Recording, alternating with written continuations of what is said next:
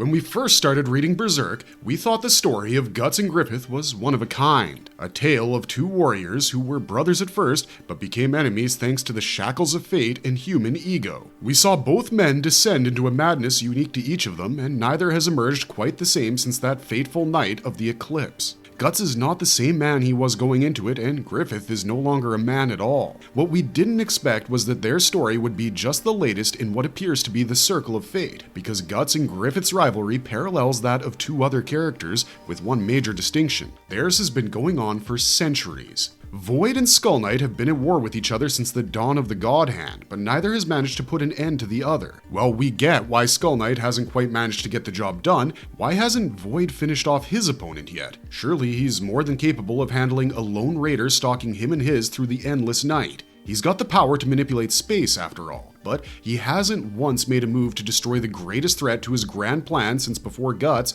and in this video, we're gonna attempt to answer why. Void condemned him to a fate worse than death. Elfhelm and the Berserker armor saved him. To understand why we're asking this question in the first place, you guys need to know the dynamic between Void and Skull Knight before they became Void and Skull Knight. Back in the day, they were Mr. Sage and Supreme King Gysric, and it may be hard to picture it, but we do believe they worked together in their human lives. Guts and Griffith were comrades after all, and their lives and stories are supposed to be parallel to these guys. Though Griffith was his leader, he had come to rely heavily on Guts for the accomplishment of his dream as his best and most dependable swordsman. We know that Gysric ended up becoming the ruler of the planet, but he couldn't have done that without a large amount of help. Assuming that Void was a part of said help makes perfect sense, especially when you think about how deep the parallels between him and Griffith run. Sure, their roles might have been reversed, in that Void was an advisor to the Conqueror and not the Conqueror himself, but that tiny detail doesn't hold a candle to the myriad of similarities between both characters, chief of which is being tortured by a king. However different their early lives might have been, both Void and Griffith know what it's like to be broken, flayed, and maimed to the point that death seems like a better option than living. For Griffith, it was the King of Midland, who wanted to make him suffer for despoiling the object of his desire, his own daughter, Princess Charlotte. He locked the Falcon up in the Tower of Rebirth and commanded his torturer to bring Griffith to the brink of absolute madness and leave him there. For Void, it was Gysric, who locked him up in the Tower of Conviction for speaking out against him, and tortured him in every way imaginable to silence his protests. Back in his age, both of these towers would have been part of the same city of Midland, which stretched across the entire central section of the continent of Man, further highlighting the parallels between these two characters. According to legend, it's said that Gysric's final years saw his metropolis decline and give in to avarice and excess, with the king himself becoming exceptionally indulgent. We believe every word of this claim because Skull Knight once spoke of his death as being the end of a foolish king and the beginning of a wraith that wanders through the endless night. It's quite possible, even likely, that prolonged usage of the Berserker armor rendered him unable to rise above his vices. As we've seen with Guts, the Berserker armor enhances and feeds on every dark, malicious thought and emotion stored within its user's body and mind. So long as they keep using it, their mental states would continue to deteriorate, because that's just how the armor was built to function. Its purpose is to destroy everything in its path by making the wearer surpass their human limitations, and that includes things like emotional and societal boundaries. Maybe spending years on the front lines fighting as the Berserker cracked Gysric's mind just a bit, and he decided to use Void as an outlet. It's also possible that this story about his downfall is a lie, and in truth, Void set him up in some way that ended with his reputation getting sullied. Whatever happened in his final years as the King of Midland remains a mystery, but we know that at some point, Gysric and Void had a massive falling out, leading to them both wishing death upon each other. The only problem was, Gysric had all the resources in the world to hold up his end of the bargain, and Void might as well have been friendless and in a foreign land. The Supreme King used everything he had to subject his former comrade to a suffering so profound that he broke the time-space continuum and managed to get himself condemned to hell. Indeed, it's because of Skull Knight's actions as a human being that the God Hand exists today, because throughout his torture, the only thing that kept Void anchored to reality was God. In this time period, magic was more widely known and accepted, and worship was very real. Void was calling out to a god any god, that could end his suffering and prove the righteousness of his stance, and his call was answered by the idea of evil. It transformed Void from a tortured human being into the very first member of the God Hand and the archangel of all demonkind. Of course, for this change to even occur, Void needed to make a massive blood sacrifice first, and this is where he tries to kill Skull Knight for the first time. In chapter 53 of Berserk, we see that the stories about Geisric City sinking into the earth were true, but the reasons for the same end up getting muddied. According to history and legend, it was because God could no longer tolerate his insulting behavior, and so he unleashed his cardinal angels upon them to display the swiftness and thoroughness of his justice. But as it turns out, the city disappeared because of Void, who seared the brand of sacrifice into the flesh of all its inhabitants. Many of their corpses still lay rotting underneath the Tower of Rebirth, and in chapter 53, a rogue torch throws light on this truth. What this implies to us is that in order to transcend his pain and suffering as a mortal, Void sacrificed the one thing that Geisric, and probably he as well, valued most of all: the cradle of the world. In chapter 362, we get a very brief glimpse of Void's eclipse, and in it, we see that Geisric's lover, the Lady Priestess of Cherry Blossoms, died due to being marked with the brand of sacrifice. Now, what connection could there be between a sorceress from Elfhelm and humans from the continent of Man besides the one they shared with their common leader? And if Void was indeed an advisor to the Supreme King, then his love for his country would be equal to Geisric's, if not more. That's precisely why he was able to serve them all up as sacrifices, including Geisric himself. We haven't seen any sign of the brand of sacrifice on Skull Knight's body armor, but if his entire capital was hit with it, it's unrealistic to think that he wasn't. There is one line in the series that suggests he was included among those sacrifices, but what ended up saving him is ironically what also killed him in the first place. The Berserker armor's monstrous ode sent Geisric into a murder frenzy in his final moments, and it's fact that his human body died shortly after the first eclipse climax. But his soul survived and was imbued into the armor we see him wearing today as the Skull Knight. So, Void condemned his king to a fate worse than death because if Geisric had ended up with the other sacrifices, he'd have become part of the Vortex of Souls for eternity. By using the Berserker armor's power to preserve his consciousness long enough to facilitate a transfer, Geisric significantly prolongs his path to hell. We think this is what Nosferatu Zod meant in chapter 226 when he saw Guts use the Berserker armor for the first time. As soon as he realized what was going on, he looked at Skull Knight and mocked his past memories, calling the sight of the armor nostalgic. He then accuses Skull Knight of making Guts follow the same path to hell as himself, and while this can mean a lot of things, we think it's referring specifically to the fact that Guts might just end up becoming a Skull Knight himself. Those bearing the brand of sacrifice are fated to end up in the abyss, and while we've seen Guts nearly succumb to that, we've never seen Skull Knight get close to the Vortex of Souls. Perhaps when we do, we'll be able to confirm this hypothesis, but one thing is rather clear. Void didn't just want to kill Geisric, he wanted to consume his life force and add it to his own, so his power over the world and reality itself could no longer be matched. When he failed because of the armor and Geisric's pals Flora and Hanar,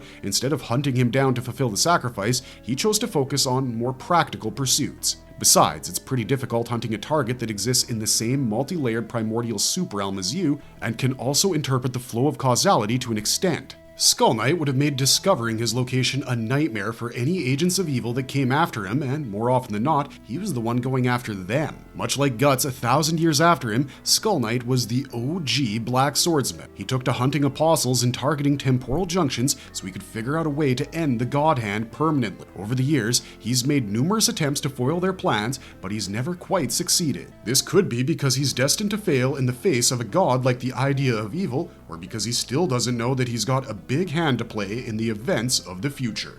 The real reason why Skull Knight tries killing Void, but he never returns the favor. In the aftermath of the first eclipse, Void had a whole new world to lay the foundation for, and he couldn't exactly do it by hand. He was going to have to reach out to and influence thousands of minds to put the wheels of causality into motion.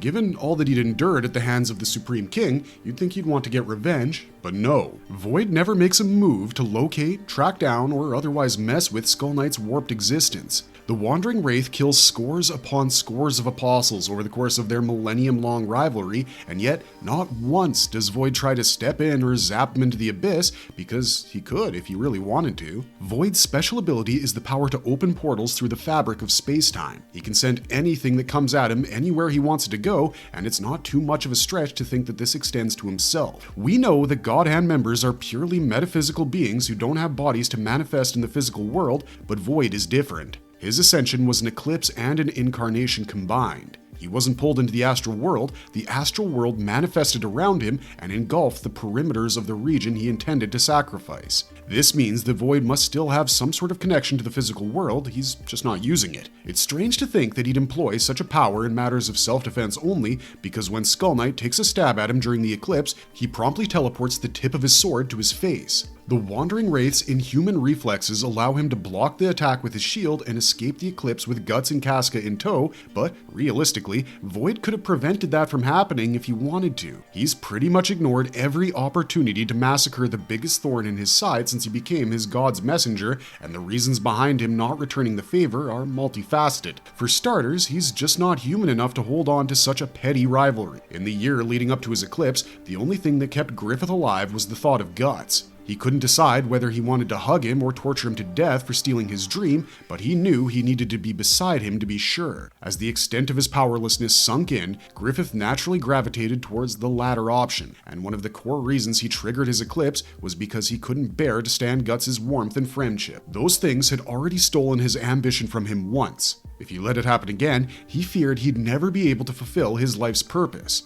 But the moment he becomes a God Hand member, Guts' existence becomes as low as that of a squirming little worm to him. As Femto, Griffith now serves a power much higher than any mortal can even begin to comprehend, and his purpose now shapes the world itself. His heart is frozen, and he comes to see those who once defined his humanity as nothing more than insignificant target markers on his mini-map to clear. When he reunites with Guts following his incarnation, he notes that he feels nothing in the man's presence, and he's actually glad. It's further proof that human emotions can no longer deter him from grasping the world in his hands, and he's been a God Hand for less than half a decade. Imagine spending a millennium in that state, your very being overflowing with power and knowledge that could change the fundamental understanding of reality itself. Carrying on a grudge from a lifetime ago isn't something that's on Void's mind. It's mostly on Skull Knight's, which is why we never see the former retaliate against the latter's raids. The God Hand views their own apostles as being inconsequential servants that are disposable at best,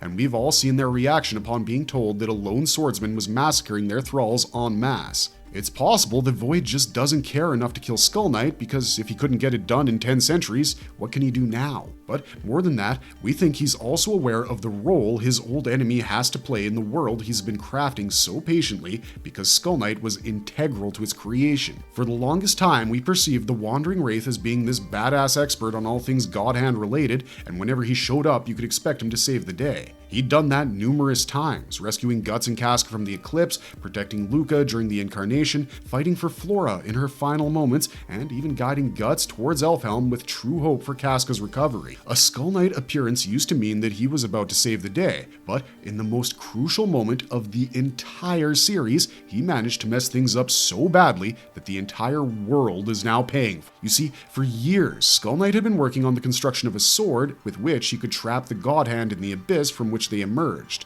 He must have realized that trying to kill them was pointless because, like we've asked often on this channel, how do you kill a thought? So he settled for sealing them up in the abyss, and since he was going to use the power of the Behelits he'd been collecting from fallen apostles to do it, we imagined the effect would be rather permanent. Skull Knight's idea was decent, but he failed to account for one thing when he tried to use it properly for the first time, that ultimately, he too was a part of the flow of causality. When Femto was about to put Ganishka out of his Cthulhu-sized misery, Skull Knight figured he had the perfect opening for an ambush. To be fair to him, he did manage to catch Zod by surprise, and that doesn't happen a whole lot. By trapping Femto's incarnated body in the abyss, Skull Knight could have trapped the rest of the God Hand in the layers of the astral world where they floated formless, buying him enough time to figure out how to get them as well. It was his best bet, and also he didn't really have many alternatives on hand. Griffith was always surrounded by humans ever since becoming their savior, and his flight to deal with Ganishka was the first time he'd separated himself from his forces ever since he'd started liberating Midland. Had he tried attacking him in the middle of his camp, maybe that would have been more successful because it would be totally out of character for him and therefore unpredictable. But Skull Knight followed his established pattern and ended up helping the God Hand instead of ending them. With the spatial energy of the sword stroke he unleashed in Femto's direction, the God Hand was able to trigger the Great Roar and merge the physical and astral worlds, with the Abyss as its primary energy source. Just before he outwitted him, Femto told Skull Knight that he was expecting him, and this could be why Void never tried killing him in the first place. The Archangel of the God Hand seems to have a much clearer perspective on the flow of causality than his kinsmen. Many times, when they've been unable to predict Guts' survival of an encounter with them, he's had a look that says he knows better. It's very possible that Void was aware of Skull Knight's little sort of actuation and project, and he knew that his desperation would end up working to his advantage. Not killing him was the best decision he ever made, because it created a world where he and his kinsmen were now in control. By not killing Skull Knight, Void replaced him as the indirect ruler of the world, for Griffith's will was the idea of Evil's will, and the idea's will was his. Thanks to his old enemy's impatience, he can now lead the world into an age where all become one in the Vortex of Souls and rule over the new world as its Dark Shepherd. But now that Skull Knight has made the worst mistake he possibly could, the question becomes, will we ever get to see them have a proper fight? If yes, who will win? Skull Knight has already played his part in Causality's scheme. It needed him to deliver a space-cleaving sword stroke at the site of Shiva Ganishka's mind, and now thanks to him, its agents could influence humanity on a more direct basis. Griffith already had a body of flesh that he could use to fight, but the rest of his kinsmen have more abstract manifestations to say the least. In chapter 306, when the Great Roar is done, covering the Earth in the light of the astral world, we see the remaining 4 God Hand members take form on this world, and they're bizarre to say the least. Slan shows up in a sea of intertwining flesh, Conrad's face is a mound of black rats in an ocean of them, Ubik is part of the Hell panel from Hieronymus Bosch's Garden of Earthly Delights, and Void's just a massive glowing brain. In a way, that makes him the easiest to kill, because if he's just a brain, maybe all you need to do is slice him open. But of course, this is Berserk, and things will never be that easy. That being said, we do think that now that he's got everything he could from Skull Knight, Void would try to end his threat permanently, because he just doesn't figure into his vision for the new world. As long as strugglers like him live, the God Hand will always have annoying little gnats gnawing away at the heels of their plans.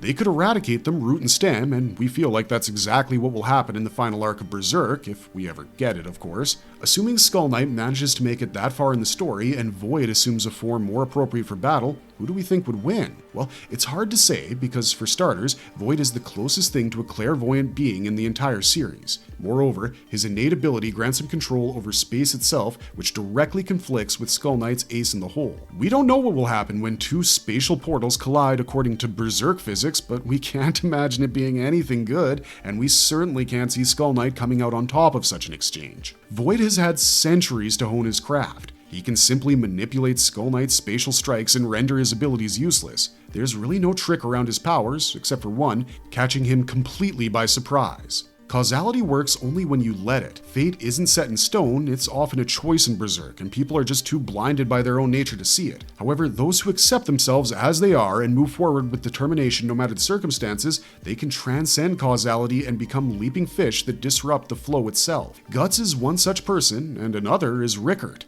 Skull Knight already made his peace with not finishing his fight himself when he first came across Guts. He knew that someday he'd have to let others finish what he perceived to be his duty. He's fine with letting someone else deliver the killing blow as long as he can help, and Skull Knight relying on allies to take down Void would be the pinnacle of a redemptive act. In his human life, Geisric must have pushed most people away as he spiraled into darkness in his final years. He must have been alone, and by choice, because we think Flora and Gedfring would never let him torture a sage like that. His reliance on none but himself is what got him into this mess, so letting others share this burden and take up the blade to finish his job is exactly what he should do to redeem himself. Skull Knight and Void's story will have a resolution, but we don't think it'll come in the form of a major battle between the two of them where one strikes the other down. If that happens, it'll be Void Void doing the striking, and, well, let's just say that we have more hope for the future of Berserk than a lot of people do about now. We've seen time and again how impermanent causality can be, and with the right kind of help, Skull Knight can make Void rue the day he decided to use him as a pawn in his heinous games.